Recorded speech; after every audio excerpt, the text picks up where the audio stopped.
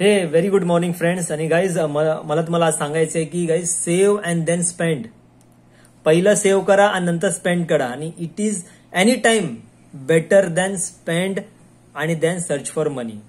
हा any time better आहे की पहिलं तुम्ही खर्च करा आणि नंतर तुम्ही पैशाच्या शोधासाठी जा. गाईज का मी तुम्हाला सांगतोय, कारण की करोनाच्या टायमाला अशा भरपूर प्रॉब्लेम झालेले आहे की लोकांनी पहिले खर्च केले आणि नंतर त्यांना असं वाटलं की त्यांचा जॉब त्यांना देईल.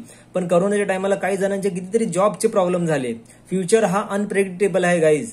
नेव्हर तुम्ही ही सवय स्वतःला लावूच नका. तुम्ही ही हॅबिट लावूच नका. Because you are the product of your habits.